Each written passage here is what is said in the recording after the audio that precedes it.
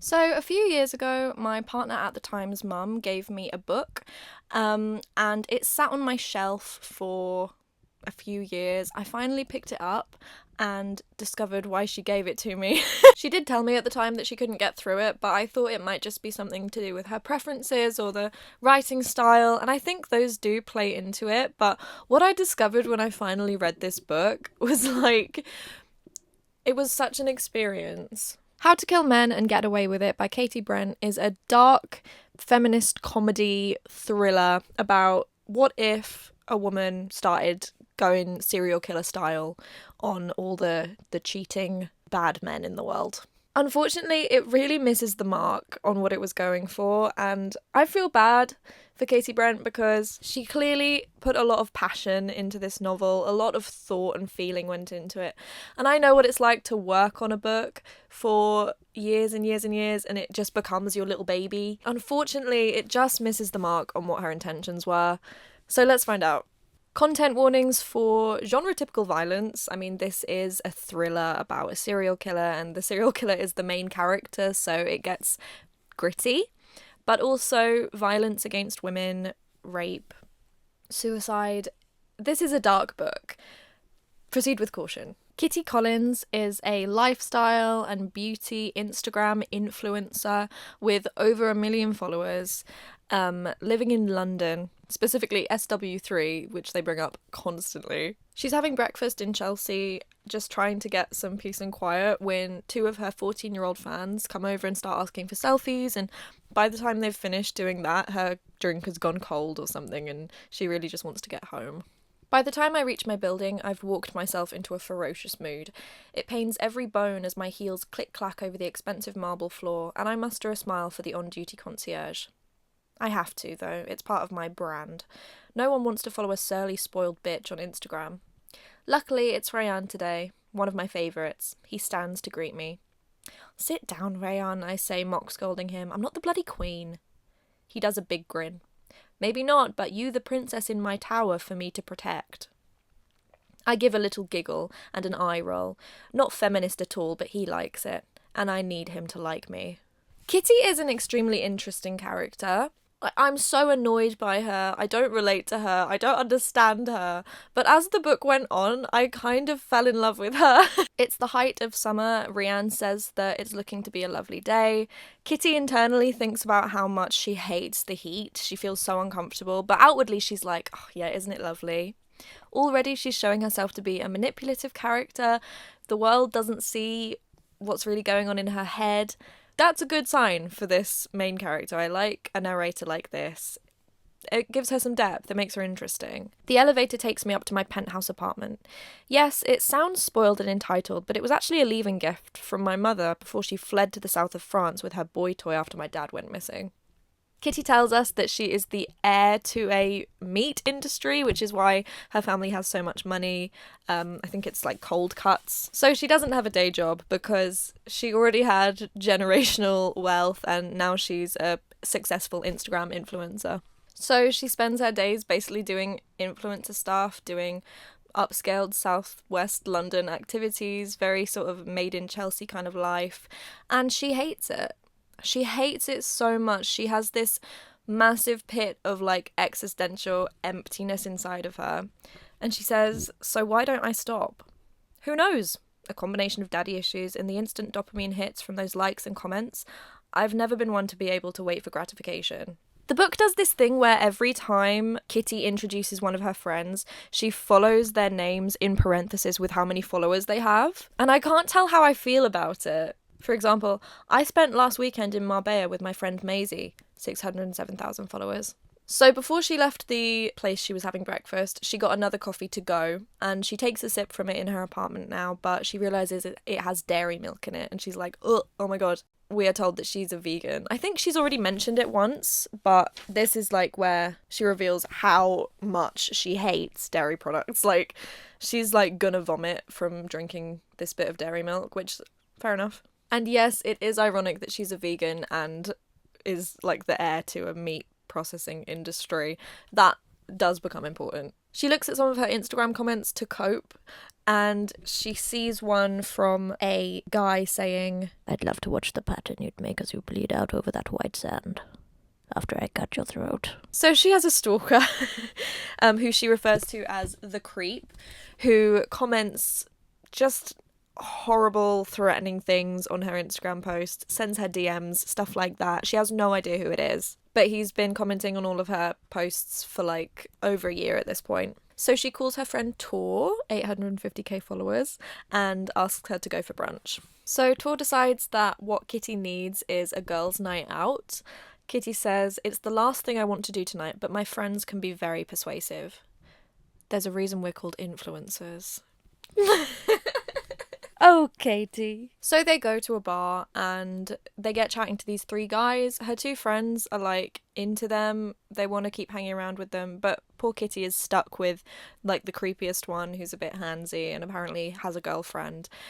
So she just really wants to go home. So she does, but as she's halfway home, she realizes she left her phone in the bar because of course. She decides that she's closer to home than the bar now, so she's just going to deal with it in the morning, but as she's distracted thinking about her phone, she doesn't notice that the guy from the bar has been creeping up behind her and he grabs her.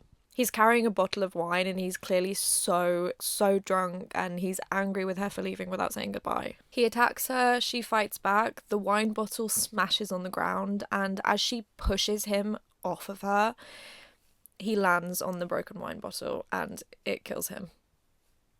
So, like, now what? In her shock at the situation and her fears, she just goes home.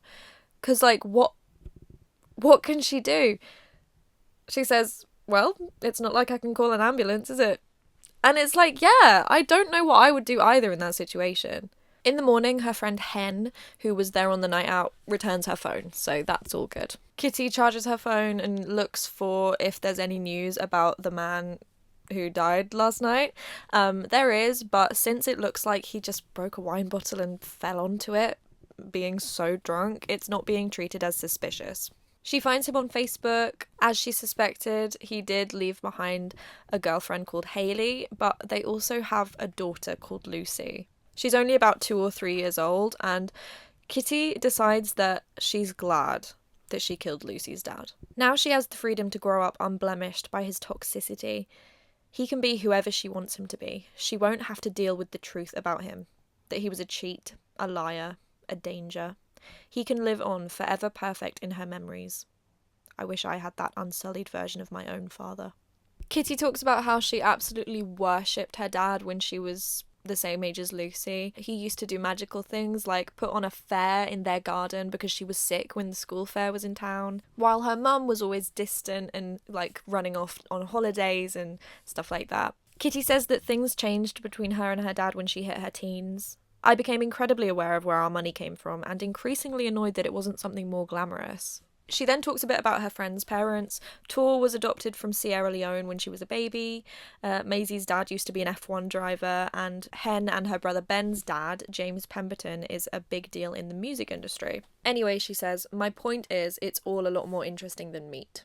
She then says that when she was a kid, her dad took her to one of the meat processing plants to see how it all worked, and she was basically scarred for life, and she hasn't eaten meat since that day. Kitty decides that a normal thing to do is go to the man who she killed's funeral. She kind of sneaks in anonymously with some big sunglasses on and watches Hayley give a little speech. She reads a little poem about how she loved Matthew and she's gonna miss him, but then she says, actually, Matthew wasn't a saint. I'm sorry, but I can't stand here and lie.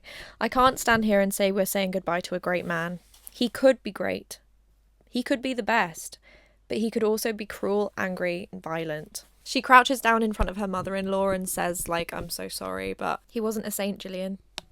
He was a man." And this just feels so convenient to me. Like, okay, great, so now Kitty doesn't have to feel bad at all because the girlfriend of the guy just happened to like lay out all of her feelings. And like, no, I don't feel bad that this random man who would have assaulted her is dead either. But if you want your book to feel grounded, you can't just be handing this to your main character. Up until this point, the book has felt quite grounded in real life. Like, okay, yeah, these are like real people. They're kind of vapid, they're exaggerated, larger than life characters. But this scene in particular totally takes me out of, my suspension of disbelief. So a few weeks later, Maisie summons all her friends over to her apartment because she's just been dumped and she's really sad, but all of her friends are like, I wasn't aware that you were going out with anybody. And it turns out she's been dating the guy who she met in the bar. I said there were 3 guys and the other 2 were kind of into it, but Kitty wasn't. That guy. So it's only been like a few weeks, but Maisie is like cartoonishly upset about the fact that he's dumped her. Basically, he's ghosted her. He's blocked her on everything and unmatched her on Tinder. She's just really upset by it, but it's kind of just like a normal sad thing that happens. Kitty, however, is furious for Maisie. She decides that she's going to get her an explanation. And this is confusing to me because the book is portraying Maisie as slightly out of touch, cartoonishly upset over something that is upsetting but not that big, while at the same time trying to convince us that Kitty is justified in her reaction. Anyway, Kitty sets up her own Tinder profile with the intent to track down Joel and match with him. She creates basically like a fantasy profile that she's sure he will swipe right on. And while she does that, she tells us about her first boyfriend called Adam, who's also her last boyfriend. He was an up-and-coming author, dazzling, charming, everybody liked him, he was the life of the party, but Kitty wasn't happy in their relationship. I think she was a bit younger than him. He used to take her to these massive parties where she didn't know anyone and then just kind of like walk off and abandon her and ignore her for the whole night. Anyway, her plan works and she matches with Joel on Tinder. Maisie's red-rimmed eyes and complete distress, all caused by this ordinary man, fill my brain, and I swipe right. So Joel invites Kitty over to his house and they meet up, chat for a while. He's like a regular douchey kind of guy. He says that he's surprised that she matched with him because of Maisie, and Kitty is like, oh, I haven't told her, so like, can we just keep this between ourselves? And he's like, yeah, of course. He says, bit of a psycho, that one. She then says, shall we talk about something else? How's Tinder working out for you, apart from Maisie obvs? He says, oh, met a few girls, liked a few of them, realised they were mental. Same old story, what about you? He's just, icky, icky. As the conversation goes on, Kitty gets more and more angry for Maisie, and in the end, she ends up demanding that he calls her and explains himself. And he's like, I'm not doing that. She grabs his phone from him to try and phone Maisie.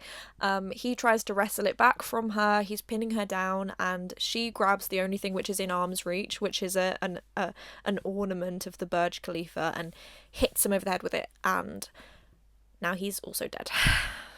She's freaking out. She gets Joel into her car, and she's just kind of driving around until she thinks, what do people do with bodies? Burn them? Throw them into the Thames? Feed them to pigs? The solution comes to me so suddenly that I laugh.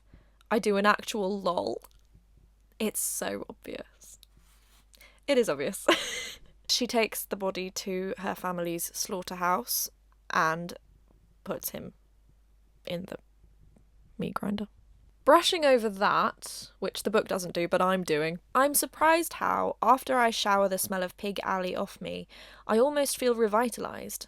I hadn't meant to kill Joel, truly, but I can't feel any remorse. In fact, it's the opposite. Because of me, one fewer woman will lie awake at night wondering what she did wrong, wondering why she wasn't enough. No. This book is trying to convince me that ghosting is on the same level as attempted sexual assault, and I'm not going to have it. It just doesn't work. It doesn't work. And it makes me question the author, because she had all the power to make all of these men heinous, truly, like, we can all decide that, yes, they all deserve to die. Unfortunately, I can't accept ghosting and being a bit icky as a reason that you fully deserve to be murdered. Kitty's got that post-murder glow and she uploads a selfie to her Instagram. I upload it and tag it #killingit and am bowled over by the amount of comments and likes I get. I mean, I always get a lot, but my Insta just goes crazy. Death becomes her. Unfortunately, in amongst all of the lovely comments telling her how gorgeous she is, she finds one that says, "I know what you did last night," with a little pig emoji. Obviously, this is from The Creep. Joel is reported as a missing person after his parents get back from holiday, and Maisie and Kitty are sitting on the balcony, and Kitty's like, "Oh my god, look." And Maisie's like, "Oh my god, he didn't ghost me, he was just dead." Thank god. And Kitty is like really shocked, which I don't understand, because I thought her whole thing about killing Joel was first of all to get revenge on Maisie's behalf, but then also to like make sure he never made a woman feel bad ever again or something. So the fact that Maisie feels better because of this, like, isn't that your whole plan? Why are you like shocked? And then Maisie says, "Oh, it's fine, I've met someone else anyway." Which, like, duh! Kitty, you know Maisie better than I do. Why are you surprised that she's moved on this quickly? She was distraught after going out with Joel for 3 weeks. And then Kitty says, "Are you kidding me? Some people are so ungrateful." I think she's actually perfectly grateful. Obviously, Kitty is not a 100% reliable narrator. I don't think we're supposed to be supporting every single one of the actions that she takes. But I also don't think that the book finds her entirely unjustifiable. I absolutely refuse to be around anyone who thinks they're better than me, because A, who has the time to waste hanging out with anyone you just will never get along with? And B, no one is better than me. So obviously she's written this way for a reason. But, small spoiler, she doesn't learn anything throughout the entire course of the book. Kitty talks about how she left Adam after she discovered that he was cheating on her, which was the final blow after their relationship, which had been really sort of one-sided and unhealthy. So that's that story, as far as we know. So it has only taken Kitty 2 accidental murders to become fully committed to this serial killer life. Kitty's code. Number 1. First up, no women. None. And don't even bother coming at me with trans arguments or whatever.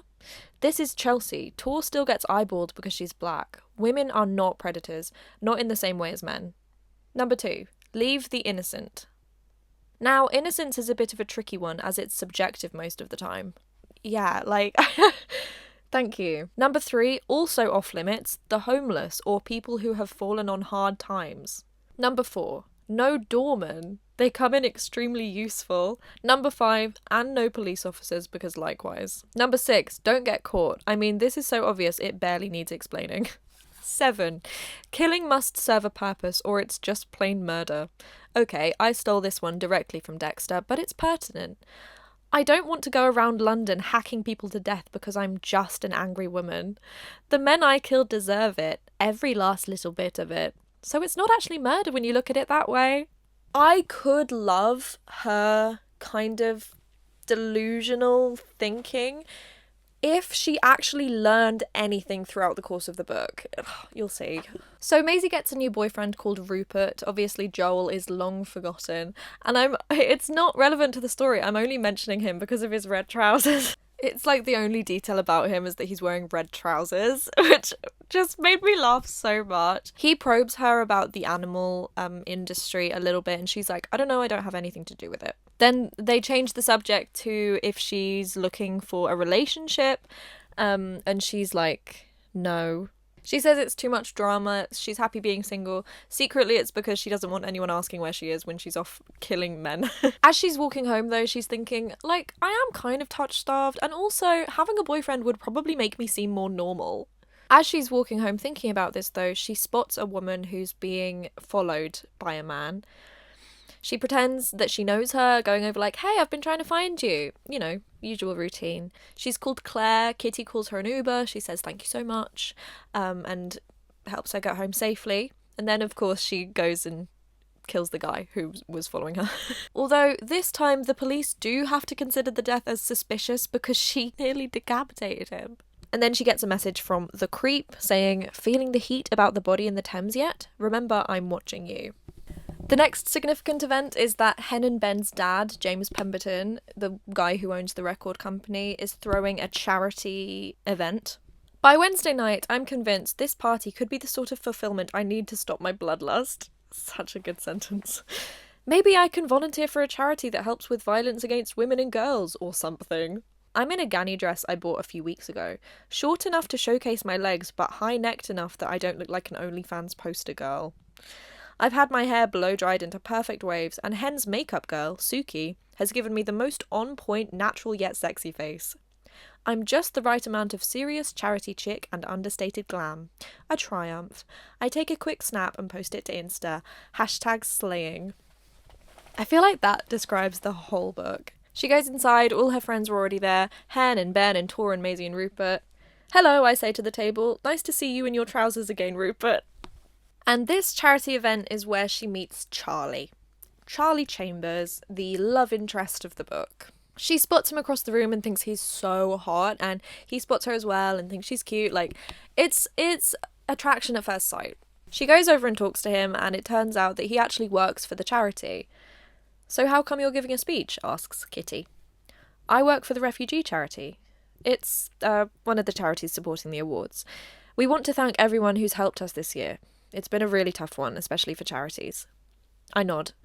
You guys helped loads of women and children get homes over here, didn't you? That's some pretty heroic stuff. His eyes light up, surprised that I know anything about what he does. Oh. Don't look so stunned, I say. Do I look like a total rattlehead? Honestly? I nod. Apparently it's the best policy. He runs his eyes, and they are very green indeed, over my designer dress and styled hair. You just look like everyone else here. I mean, you look very lovely and everything, but I wouldn't have you down as an avid newsreader. If only he knew. So Kitty gets back to the table and discovers that they've all been served foie gras, which, if you don't know, is, liver. Oh gosh, Kits, I totally forgot about the vegan thing, Hen says, as if it's not one of her main personality traits. James looks over at me with a wide smile on his face. Are you still doing that vegan thing, Kitty? He asks. For some reason, James has always found it hilarious that I don't eat animals or their byproducts. Your father would be turning in his grave. A chilly silence creeps over the table. Hen glares at her dad, her face murderous. He's missing, she hisses. Not dead. So Charlie gives his speech, James Pemberton also says a few words, and then Kitty goes to the bar and is just like drinking her sorrows away. Charlie finds her again and they have another chat. He's like, why are you sitting here on your own drinking at this party? It's just all this. I nod towards the party. Rich people stuffing their faces and getting drunk in the name of charity. It doesn't feel right. She then tells Charlie that she hasn't eaten anything because she's vegan, and he's like, oh my god, I'm so sorry, and he brings her back some, like, food, like falafel and stuff that she can eat. Oh good, you're still here. I told them to offer a vegan option when we were menu planning, but was assured that no one would want that. In South London! I have a few food allergies that mean usually the vegan option is the only thing I can have on most menus, and London is like one of the only places where I'm always 100% certain there will at least be something that I can eat. Kitty being constantly discriminated against for being vegan is... I find it so funny. Charlie and Kitty go back to the table. Well, look who's decided to grace us with her presence after all. I don't need to turn around to know that it's James Pemberton's hand on my back. I've known James since I was a toddler, but I still brace myself as he moves in for the requisite kiss on each cheek, his hands gripping my shoulders too tightly. Freak. Kitty says, oh, you must know Charlie because he works for the charity. And James is like, works for the charity? He is the charity. Turns out he owns the charity. Yeah, turns out his dad kind of disowned him, and his mum's dead, and Kitty's like, oh my god, my dad's missing. We have so much in common. They flirt for a bit, and then Charlie's like, listen, Kitty, I've really enjoyed talking to you tonight. I don't suppose you'd like to do it again sometime? Maybe somewhere a bit less, Yes, she says. Somewhere much less would be great. So when Kitty gets home, she logs onto her laptop to try and have a look for Charlie, do a little bit of social media stalking, but she's been sent a message of a picture of her and Charlie at the bar by the creep, who adds a message saying, I'm always watching you, Kitty. So not only is this creep getting increasingly more aware of her movements, apparently it was also someone who was at the party. Kitty basically takes some pills and some vodka and goes to sleep, and then wakes up the next morning feeling not good and decides she needs to kill a guy to feel like herself again. But before she can do that, she gets a message from Charlie, who's inviting her to an art exhibition that's going on tonight, and she's like, yeah, you know what, I would like to go. So Kitty goes to Lewisham and meets up with I nearly said Adam. Kitty, I'm so sorry. And meets up with Charlie, who takes her around the art exhibition, which is dedicated to refugees, and then he gives a speech. Kitty gets a little bit of a flashback to being with Adam, but unlike Adam, Charlie doesn't abandon her to go and talk to other people. He does stay with her, and then he says, "Want to get out of here?" "Yes, please, if that's okay." "Hey, babe, you're with the boss. Everything's okay." So they decide to go to a pub instead. I laugh. A drink sounds good. But could we go somewhere a bit less? His turn to laugh. Yes, let's definitely go somewhere a bit less. Which is the same exact joke from before, and I don't know if it's actually supposed to be a callback or if she forgot that she already did that. Charlie describes some of the work that he does with the charity, and Kitty's just like, oh my god, I'm a horrible privileged person. And then nothing happens related to that whatsoever. He gives her a gift he's got, which is a little Hello Kitty wearing a Union Jack t-shirt, key ring. That's cute. He's like, oh, you've gone quiet. Was the tacky gift too offensive? And she's like, no, I think I'm just nervous. And he tells her that she's not like other girls. They actually have a really good date. Like, they have a good chat. They're getting along really well. They spend the evening together, but then when she's waiting for her Uber, he says, so let me know if there's anything I can help you with. I can send you some shots of the exhibits if you want to post them on Insta. Hashtags and all that. Like, can you share my little art exhibit to your millions of followers? And she is so upset. Like, I can't explain to you how offended she is that he would suggest this. Mind you, this is the first time all night that he's said this. They've spent the entire evening together having a good time. He assumes that she also, why don't you want to? Why don't you want to share that? I'm just so annoyed at how angry she is with him. So she's like, I hate you, and she goes home and doesn't talk to him again. And now she really needs to kill a guy to feel better. She finds a guy who's recently been released from prison. He was on a 5-year stretch for 2 rapes. For some reason, the Mirror report includes that he's on Tinder. I don't know why they would include that in the report, but maybe they do, I don't know. She finds him super easily and sets up a date. She drugs him, but she accidentally overdoses him, and he dies, and she freaks out, which is confusing because I think the plan definitely all along was to kill him. Maybe it's more to do with the fact that he's dead in the car, which was not the plan. God, this book is dark. She gets him into her apartment by, like, weekend at Bernieing him. She has, like, hats and dresses and stuff in her car from, like, PR packages, and she dresses him up and puts him in a pair of roller skates so she can slide him across the lobby, which is the most insane thing I've ever heard. So Charlie phones Kitty again, and she finally picks up and agrees to meet him somewhere. They meet up, they make out. She meets his brother, Harrington, who's just like a gross guy. I don't think he ever comes back in the story again. And then they go back to her place and they sleep together for the first time. Then she goes and tells her friends about it, and they're like, it's kind of weird that you haven't seen his place yet. Yeah, you guys definitely should have gone back to his place by now. They totally freak her out, like, for no reason. It is a bit weird he's not even invited me, I say, spearing some vegan sushi. Oh god, I would die for some sushi right now. Charlie and Kitty go axe throwing together. They have another cute night of chatty. She gets him to take her back to his place, and it's just like a normal flat. A rented place, small, not richy like Kitty was expecting. And he basically said, I just didn't want to let you down because, like, I wanted you to be impressed by me. And she's like, I am impressed by you, but not because of what you have, because of who you are. And lovey. They have a really, really good few weeks until Charlie has to go away on a business trip, and Kitty starts getting insecure, having flashbacks to Adam, who would cheat on her on business trips. Just starts getting really antsy and decides, of course, what she needs is to kill a man. So she finds a guy who has done something that she considered bad enough, invites him back to her place under the guise that she is somebody else. He comes around, she's like, oh my gosh, hey, are you looking for Kelly? She's not here. I don't know why I'm telling you this so in depth. The point is, Charlie turns up. And she's like, oh, it's really not a good time right now. She has a body on her floor. Maisie's here. And we're having a girls' night. Sorry, you're going to have to come back. And Charlie's like, oh, okay. It's just, I'm pretty sure Maisie's in Magaluf with Rupert. And then he walks away and she's like, damn. Charlie does not come to the conclusion that she's killing men in her apartment.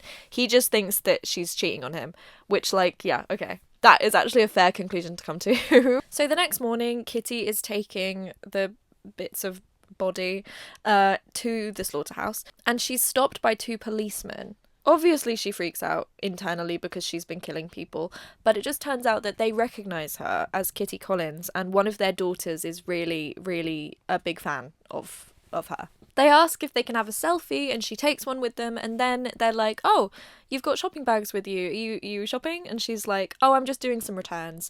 And they help her with the bags into her car, totally unaware that they have a body inside.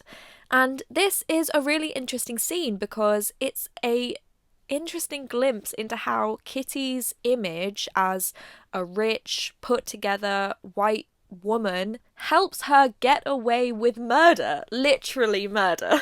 And it's an interesting aspect of Kitty's character that isn't really drilled into or analysed much, or as much as I would have liked it to be. Charlie comes around to talk, but she can't explain herself because, like, obviously she can't, so he breaks up with her. Kitty texts Tor and they decide to go to Mykonos for a few days. She tells Tor what happened with Charlie, and Tor is like, so what were you doing if you weren't cheating? I sigh, it's personal, but I wasn't cheating. Surely that should be enough. Why wouldn't he trust me? She eyes me suspiciously. Well, it does sound quite dodgy, especially if you wouldn't let him in. She puts her hand on mine. Look, I believe you, and I've known you long enough to know that you're not a cheat and you don't lie. But this thing with Charlie is still new. Maybe some space between you for a few days is for the best?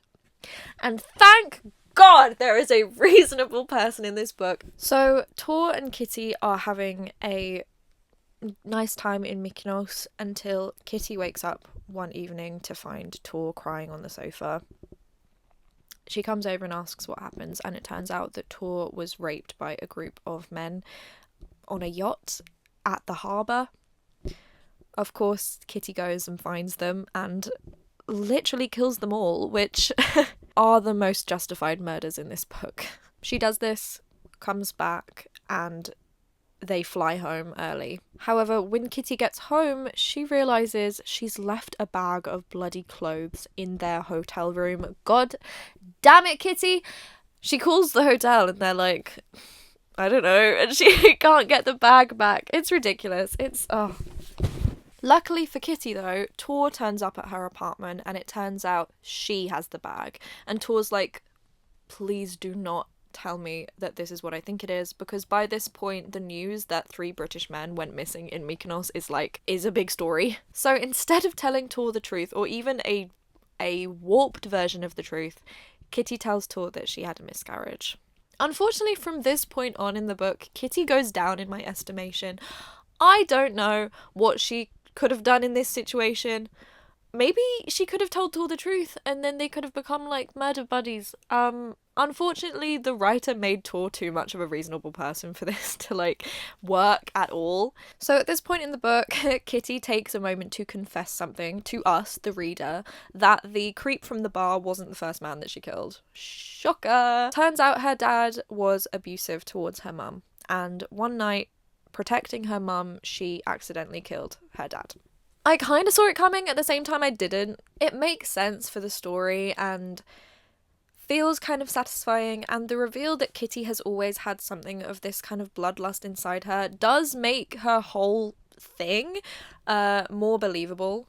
I was going to pretend like it was the same day, but my hair looks completely different. Oh, The next person that Kitty sets her sights on is an up-and-coming footballer called Raphael Reynolds. He's young, good-looking, and is apparently sending horrible messages to women on Twitter. She goes to a nightclub called Raffles, where he's likely to be, and she's correct, he does turn up. He recognises her, flirts with her a little bit, and then she says, "I've had too much to drink, I'm going home," and pretends to be drunker than she is. She goes outside, he predictably follows her and says that he'll help her get home safe. She manages to go back to his apartment. As she's there, he's showing her all of his football trophies and chatting her up, but she feels like there's something wrong with the whole interaction. Something isn't sitting right with her, but she can't put her finger on it, so she goes ahead and finishes the job. She waits for the usual rush of endorphins that happens when she has killed a horrible man, but they don't come, and she goes to bed still feeling like there was something really off about the whole night.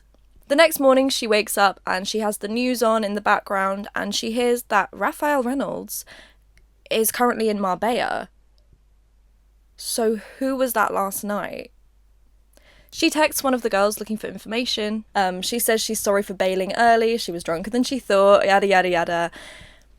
The girl says, "Oh, it's okay, you spent most of the night talking to Ruben, bless him." And she's like, "Ruben?" Kitty has accidentally killed not Raphael Reynolds, but Ruben Reynolds, his 18-year-old younger brother. This is a genuine, heart drop to your stomach moment. It's just horrible. Knowing that she has killed this kid is just ugh. And Kitty reacts pretty much exactly like that. Kitty goes to the bar and pours herself a drink, and then another, and another, and suddenly, for the first time in over a decade, I feel the overwhelming need for my mother. She phones her mum, who's living in the south of France, if you remember, and she eventually picks up. "Kitty? What have you done?" And those 5 words are all I need to hear. Suddenly, I'm not a 29-year-old woman anymore. I'm transported back to being a 15-year-old girl. A 15-year-old girl who's just killed her own father. Kitty reveals that the reason she knows how to dispose of a body is because her mum did it that night when they were getting rid of her dad's body. And then she lied to the police, saying that he was depressed and that working in an industry that involved so much killing had finally got to him. He was reported missing, and he's been missing ever since. And then Kitty's mum moved to the south of France, leaving her the Chelsea apartment as a last gift. She says that her mum sends her an allowance every month, but Kitty doesn't touch any of it, and she just lives off her own social media income. As soon as she hears her mum's voice, Kitty is also embarrassed for having needed her, so she doesn't tell her what's happened. She just says, "Oh, I just wanted to talk to you, and see you at Christmas." She also talks about how she grew up with Hen's family, with James Pemberton as a father figure. She says there was a bit of competition between her and Hen because Hen's family seemed to like Kitty more, mostly when they were going through a sort of awkward, surly teenage phase, but it was still there, and that's why she's so close with the family. This chapter is so good. I like it so much.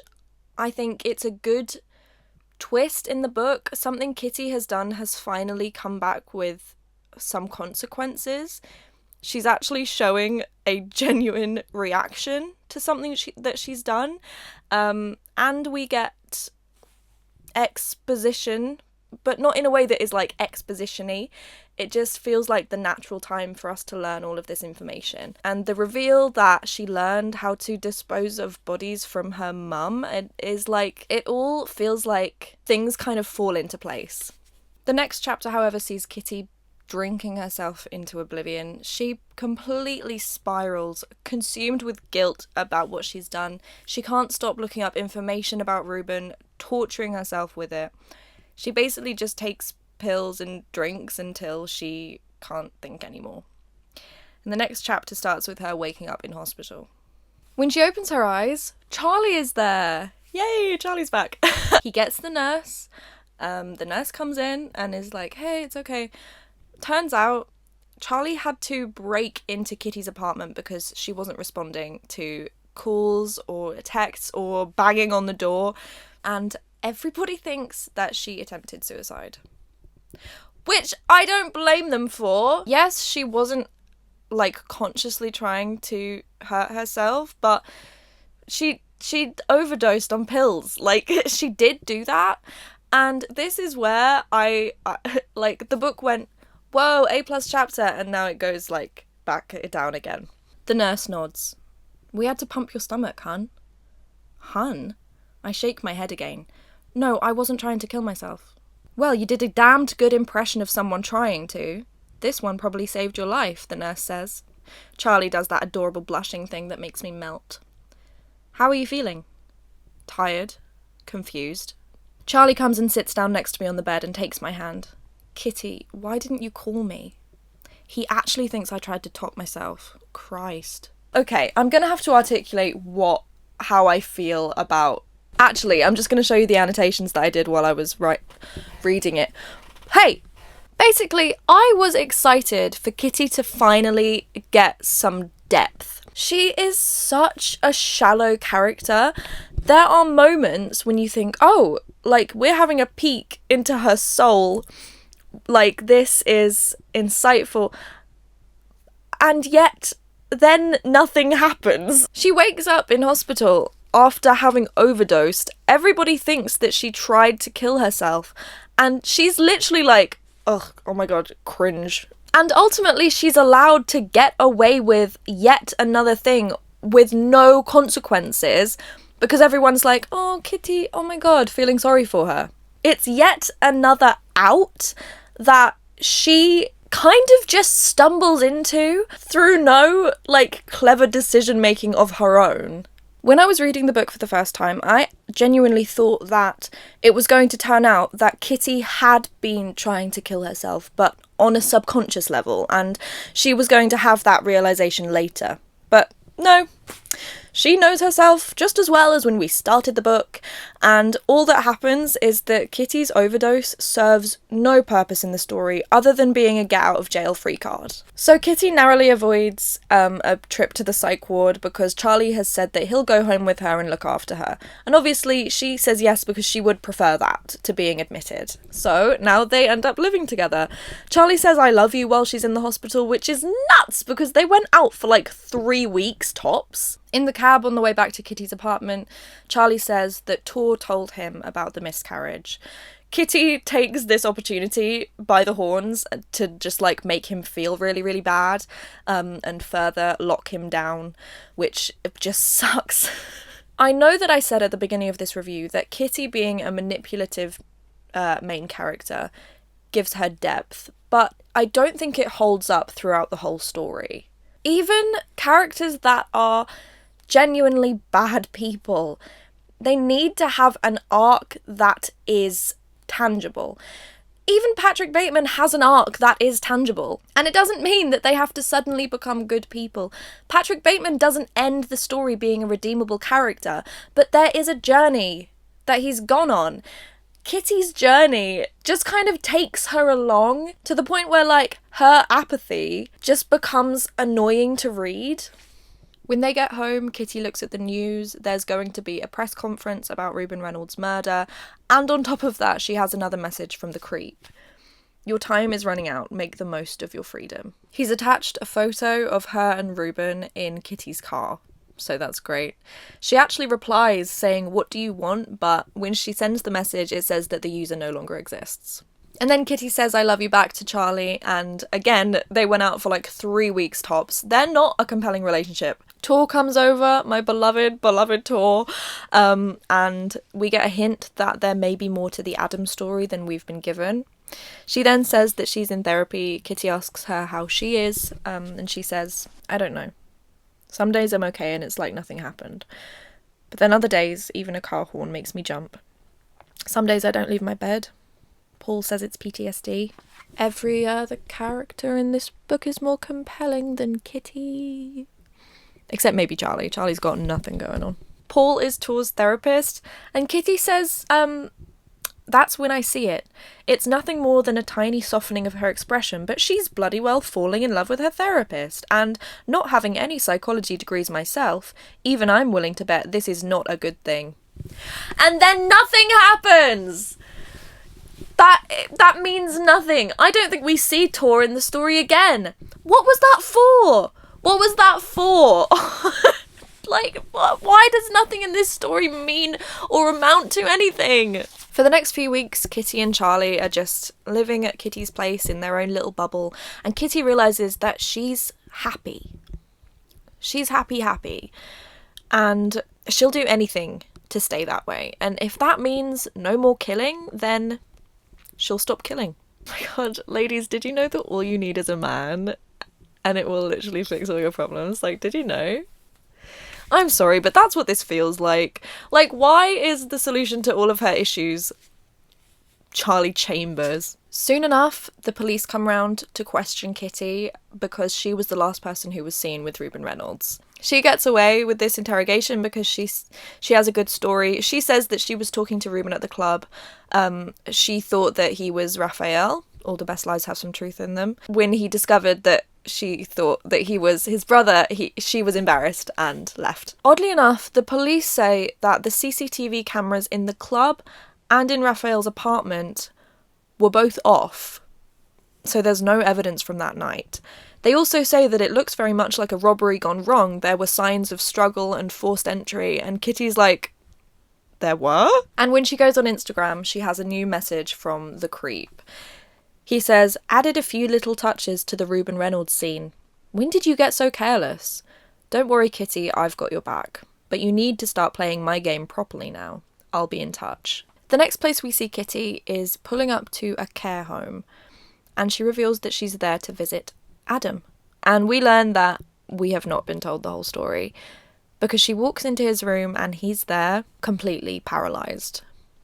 It turns out that on the night she found out that he was cheating on her, she went crazy, just consumed with rage, and she hit him over the head, hard. She fled the scene thinking that she'd killed him, but it turns out that she hadn't, and that was 8 years ago. For 8 years, he has been a writer who can't write. Can't do anything, in fact. And that is just so terrifying. She talks to him for a bit, she apologises for what she did to him, but obviously no words can put this right. He can only communicate through blinking, once for yes, twice for no. The final question that Kitty asks him is, did you ever really love me? Which is crackers, like, okay, cool, you're still thinking about yourself in this moment. And he blinks once, and then she leaves. So that's harrowing. My mind keeps going back to Adam and what I did to him, intentionally or not, it doesn't matter. I've ruined his life because he cheated. Yes, it sucked, and it hurt like hell, but I could have just keyed his car or slept with his best friend like a normal person. He doesn't deserve to be where he is. And this is so... It's like, for a moment, I thought that the point... like, what I was thinking about the book the whole time was about to come to fruition, like, oh... Yes, there are horrible, horrible, gross men in the world who will ruin your life, but some things don't, like, sometimes they don't deserve to be brutally murdered. But no, she does only care about Adam, which is fine.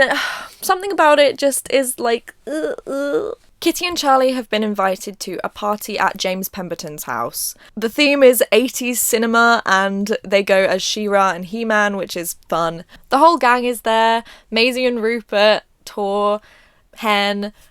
Obviously, it's her house. Tor is being her usual fantastic self. Hen is in a really bad mood, and her and Kitty end up having an argument because Hen feels like everybody else is in these perfect relationships with perfect lives. Kitty's like, actually, if you forgot, my dad is missing. And Hen's like, oh my god, okay, like, we get it, your dad is missing. Kitty has been trying to find a bathroom this whole time, and eventually she just gives up and goes down to the recording studio in the basement because she knows it will probably be empty, and she uses the bathroom there. And then she just kind of sits down. She needs a break. The night has been long. She can't really drink because of the pills that she's on. She just needs a moment with her thoughts, which is when James comes in. Despite the fact that he basically raised her, James comes on to her. He gives her some cocaine. He tries to tell her that because she came down here, she must have been looking for something, and he ends up assaulting her. Luckily, they're interrupted by Hen, and Kitty takes the opportunity to dash out of the room and run to find Charlie, and she's just like, we have to go. In the cab on the way home, Kitty tells Charlie what happened, and Charlie says, that man, he never learns. What do you mean? Charlie sighs. You're telling me you don't know that James has got a bit of a reputation? There are a lot of rumours floating around about him in his industry. And he gave a few women who work for the charity a hard time whenever he came into the offices. I had a number of complaints about his inappropriate behaviour. I stare at Charlie in shock. What? No. But he's still a patron? Why? Charlie sighs again, much more heavily this time. Why do you think, Kitty? Because he brings a lot of money in, and gives a lot too. Half of the projects we've done wouldn't have been possible without his money. I'm not proud of it, but our association with James is a huge deal, okay? And I was reading it thinking, oh my god, the penny is dropping. Charlie isn't a perfect man. He's just like other men, willing to turn a blind eye. His charity work isn't perfect, but no, he basically says, oh, I'm such an idiot for letting James keep participating in the charity. I'm gonna kick him out. I believe you, Kitty. And she's just like, okay. And then nothing happens, and then nothing happens. The tagline of this book could be, and then nothing happens. Kitty has another message from the creep, which says, get a good night's sleep, Kitty. Tomorrow is going to be a busy day for you. The next day, Kitty wakes up to the news that James has been arrested. And on the internet, all of these girls are coming out with their stories of how they were assaulted, abused, and manipulated by him. We get a couple of these in full by singers who were under his record label, and they're very detailed, very harrowing. They hit really close to reality, which obviously, that's the point. Even though Kitty has renounced her serial killer life, she knows that James Pemberton is going to be her last hurrah. Kitty finally gets in touch with Hen, who's rightfully freaking out. There are reporters and paparazzi flooding the front of her house. She says that James has been released on bail and he's had to flee to an apartment in Belgravia. Kitty knows which one she's talking about because they used to hang out there all the time, so now she knows exactly where to go. She texts James and says she's coming over, and he says okay. However, when she gets there, James has no idea that she was coming, so who was she texting? It was me. Now both of you sit down and I'll tell you how this is going to go. It's Hen. Hands up who saw it coming. I didn't see it coming. I might just be stupid. It turns out that the creep was Hen all along. And when Kitty left her phone in the bar that night when the first guy died, Hen installed spyware on it, and suddenly she knew everything. And when Kitty started killing people, that was like a goldmine. Basically, Hen's whole thing started out as seething jealousy towards Kitty. But then she reveals that her dad had actually been sexually abusing her for most of her life. And she wants Kitty to kill him. Hen, no, I don't do that anymore. I don't want to do that anymore. For the first time in my life, I feel like I have something good. Kitty says, which is pretty damn rich for someone who came over to kill him in the first place. You've killed for less, she says, almost squaring up to me at this point. This man is a monster. No, I haven't.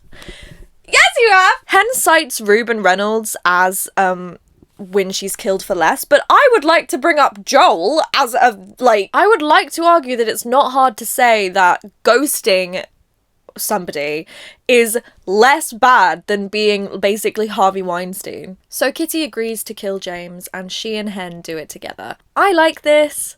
God damn it, I like sisterhood. And even if they're basically frenemies at this point, killing this awful monster together, that's fun! So James is dead. Hen and Kitty have come to some kind of twisted understanding when Hen suddenly reveals that, actually, she lied. Her dad didn't actually abuse her at all. He did abuse all of those other women, but Hen knew that if she said that he did it to her specifically, that would be sure to make Kitty snap. So, of course, Kitty kills her.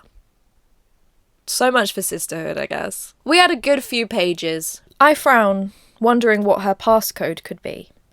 She says that mine was predictable. I take a punt and tap my date of birth into her phone. Amazingly, it unlocks. She really was one crazy bitch.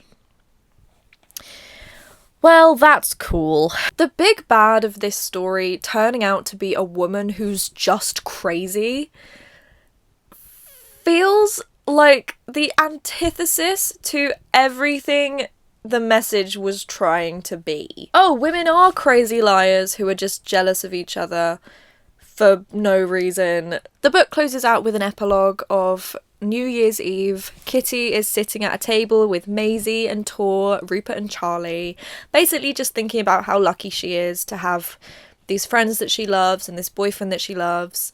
It does fall quite flat after that whole thing about Hen. She says that all of that money that her mum has been sending her, that she's never going to touch, she gave to Charlie to help with the refugee charity, and some of it she also sent to Adam to help possibly get him some treatment. She says that she's learning how to sit with her anger, which is a really funny kind of therapy way to say, I'm not killing people anymore. However, the book ends with a news report on the TV that girls are going missing, and she starts to feel that urge again. And it's a bit of a hint that possibly her days of vigilante killing are not over.